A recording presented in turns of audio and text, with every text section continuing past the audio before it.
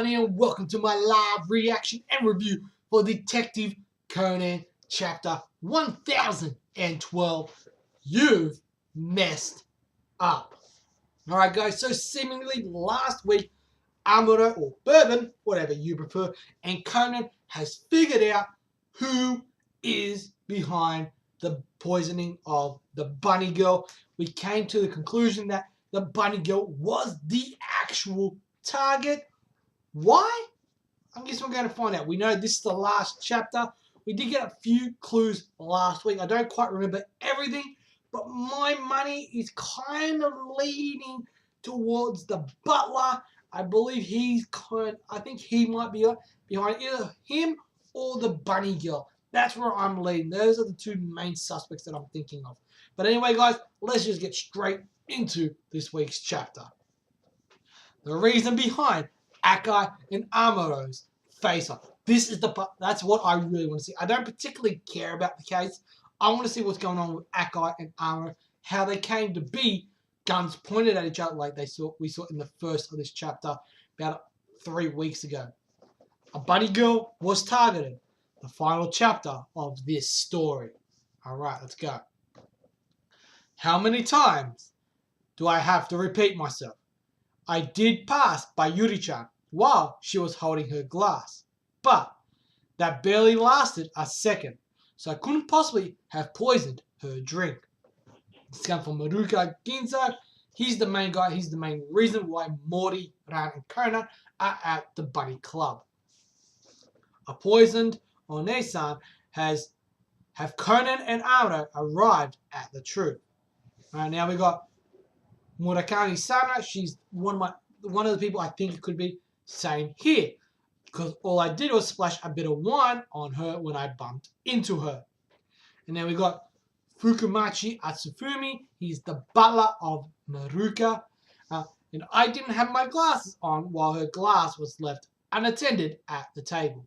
So even if I had wanted to poison it, I would have had no way of knowing which glass was hers. Anyway, so they all have reasons as to why they couldn't have, but I'm leaning a little bit more towards the butler just because he had longer opportunity. That's the only real reason why I'm leaning towards him. Anyway, when can I go to visit her at the hospital? She's got me worried sick. You say that, but, so we've got Morty in the background, but the truth is that you were so bothered by her push to marry you that you poisoned her. And now you just can't wait to witness her death firsthand, can you? No. Maybe he wants to visit her so he can finish her off. You'll want to talk. If she died, you'd become the top-ranked sailor and thus receive a major bonus. So as we know, that would be pretty much her motive to why taking her out. So she'd become the best and get a major bonus. See, Yuri-chan told me that you're struggling to cover the surgery bills your dad's terminal condition is racking up. Eh? That's rich coming from a guy who tried to have his butler pay out consultation money to her. Okay, so they're having a bit of an argument. Money? What on earth is she on about? No, you see, that is, in any case, how about the three of you accompany us to the station for questioning? Yuri-san's glass could only have been poisoned by the three of you, but, I mean, I don't think that rich Oji-san did it. So this is coming from Conan, eh? See, he passed Yuri-san when he left to go grab his butler's glasses from the car that was parked outside, right? We questioned the guards that were next to the car at the time, and they said that the rich Oji-san only went to get the glasses and didn't act the slightest bit weird or off or anything like that. So we're getting a little bit of a recap as to last week. So I think this is kind of basically ruling out Maruka. See, if I was the criminal that poisoned Yuri-san's drink, I'd be really worried about the time and would probably have glanced back at the club a whole bunch. Isn't it about time she drank the poison, or the club is going to erupt into a panic? You know, stuff like that. You're right. Same goes for that bunny girl on Esan. Alright, so it looks like they're starting to rule out the bunny girl. See, even if she had poisoned Yuri-san, when she splashed the wine on her, then One-san took a call from a client and walked off somewhere after Yuri-san. Covered her drink with a lid and left for the changing room, didn't she? So as we know, she took off. I definitely wouldn't have moved from that spot if I'd been her, because someone else could have taken a sip from that glass after all, right? I see. So look, this is pretty much setting up its Fukumachi. It's the butler. So pretty much it's gonna be the butler. The butler was behind. Uncle Kogoro probably agrees, right? But yeah, which leaves us with one suspect, the one that sat right next to Yuri-san's drink the entire time. This has come from Bourbon. The butler, Fukumachi-san. Just you now, isn't it? Oh, did you not hear him? He didn't have his glasses at the time of which Yuri-chan left the table. So then, how could he have identified her glass to then poison her? Well, he had something he could have used as a substitute for glasses, didn't he? A substitute for glasses? Do you really? No, I was merely checking the mail on the smartphone. See, this is why I was thinking, why would he be checking his smartphone when he can't see? Right? That's the only thing I was really curious about. Like, why check your smartphone when your glasses have been broken? That doesn't make sense. So then that means all he had on him was his phone. Right. Hence why smartphones are so cool. Hey, Conan, they're discussing something really important. Look, if we use the camera and zoom in, okay, you can see everything even around Nechan's fingertips clearly as if we were using some kind of magnifying glass. Yeah? Right. With a function like that, you can just see even fine. You can see just fine even without glasses. Speaking of which, Yuri-san is always wearing nail wraps with a lily pattern. It would be possible to identify her glass by zooming in on her nails. Okay. But Fukumachi-kun didn't have his glasses on because I stepped on them accidentally. He arranged that. He knew that you use salt with tamagoyaki, so he deliberately placed it away from you so you'd be unable to reach it without taking a step. After dropping his glasses onto the floor, he just pretended that you'd accidentally stepped on them. Yes, well, that trick with the glasses was meant to distance his master, Haruki-san, from the scene of the crime. So he wouldn't be considered a suspect. Isn't that right? Okay. So it's Fukumachi. It has to be him. He's the only one who could have done it now. But in the end, it ended up being pointless because he ended up becoming a suspect by passing Yuri-san anyway. Is that true, Fukumachi-kun? Then after his master had left the club, he rang the alarm on purpose, so Yuri-san would put her glass on the table to check for an earthquake notification. Okay.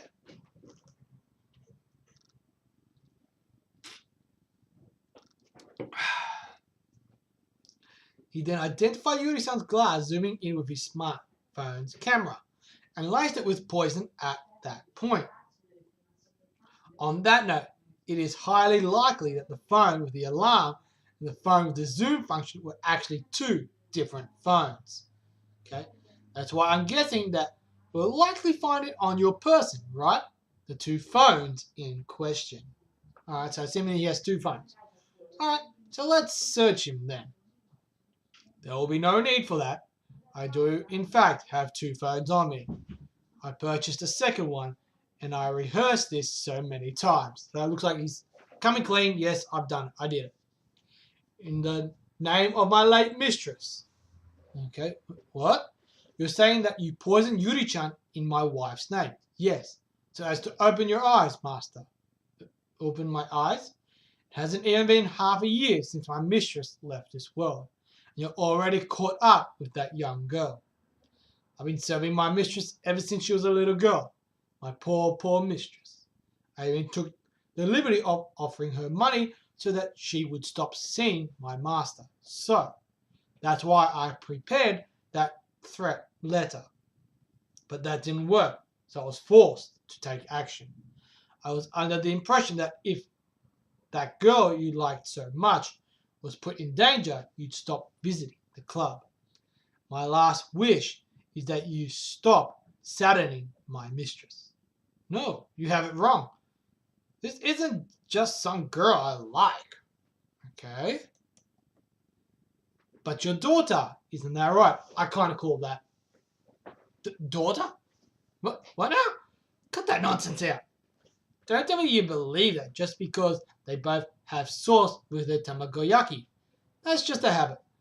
Coincidences like that do happen. Whereas the way the two of them both hold chopsticks without an index finger can't be a coincidence. Okay? You eloped when you were younger and lived in Satori for 4 years.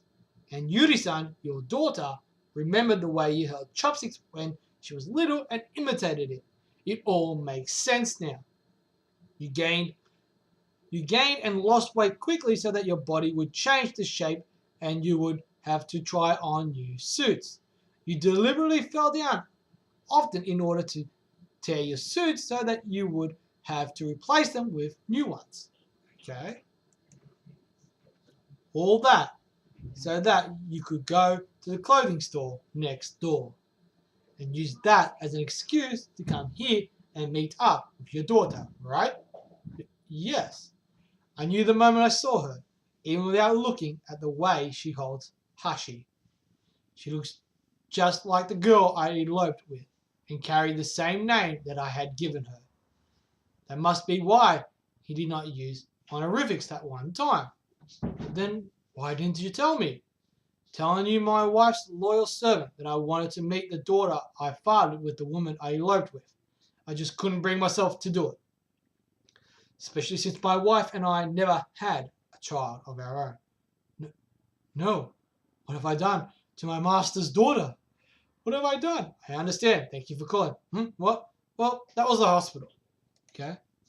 Yuri-san has regained consciousness and she's recovering well. Oh, that's all. That's great. How about the two of us visit her at the hospital sometime? Then you could apologize. No, I couldn't possibly face her. She'll forgive you if you explain yourself. She is my daughter, after all. Yes. So, you're pretty good. Figuring out that I lost weight, and fallen just to see my daughter. Yeah, well, it was a given that I knew. After all, when I was a child, I too would injure myself so I would get to visit a certain female doctor at the clinic she used to work at.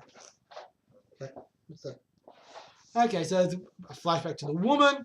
We know her name and everything from a couple of chapters from last week's chapter. I don't quite remember. Alright. This is the stuff I wanted. This is what I wanted. Alright, so we got Akai. He's at the Kenichi household. Alright. We got Bourbon. Right. So Bourbon's breaking in. Akai's they pull the gun on each other. How stupid. You lost the moment that I saw through your Okuya Subaru disguise, you bastard. And what if I said that I knew that you would be sneaking in here today? And that you had made a spare key? Not to mention that you received an order to investigate Kudo Shinichi.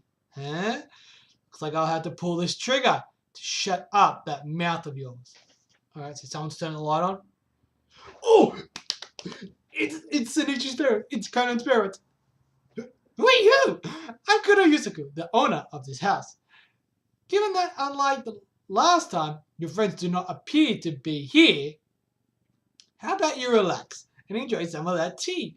Or the tea that my wife brewed. Which do you prefer, lemon or milk? Oh, this is awesome.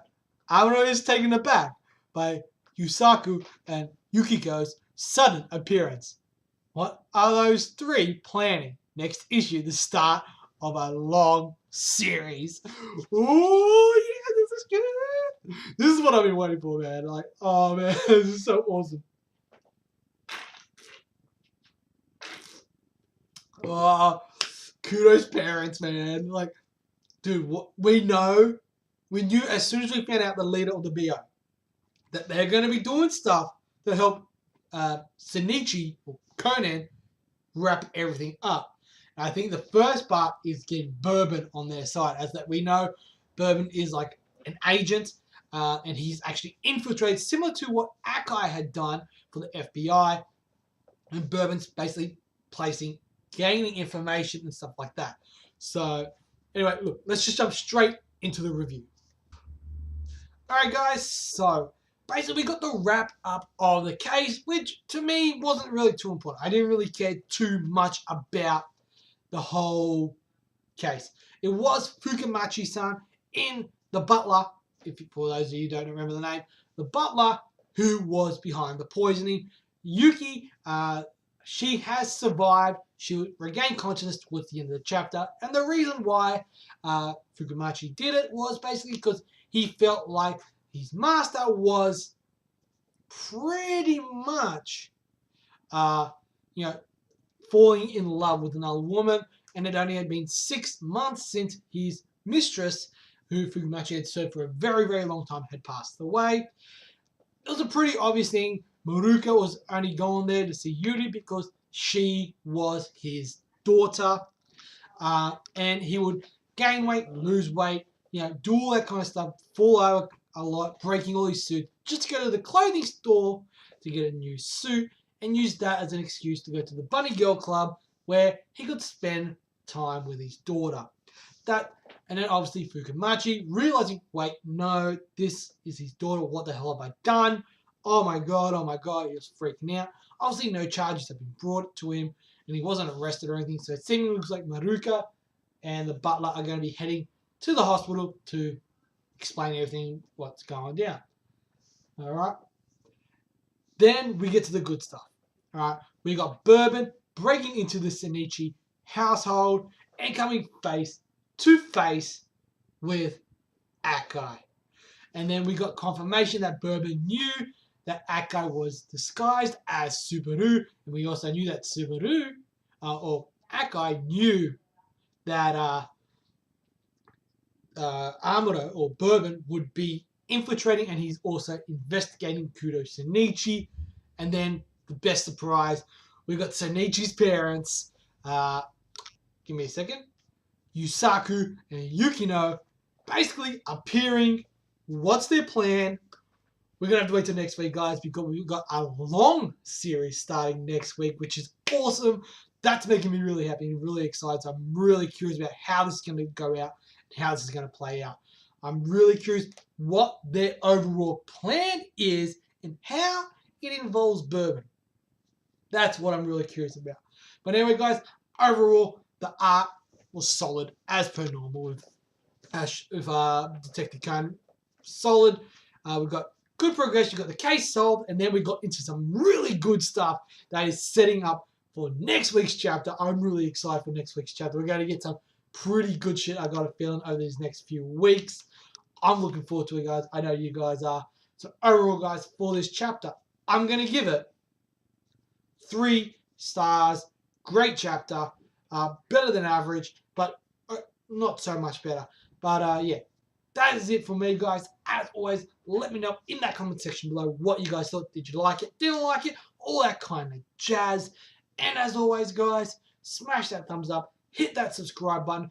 It's completely and totally free, and we all like that free shit.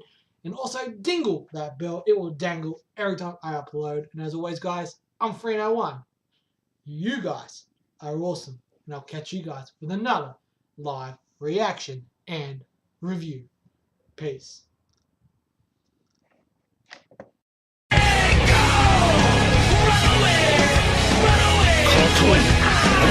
away!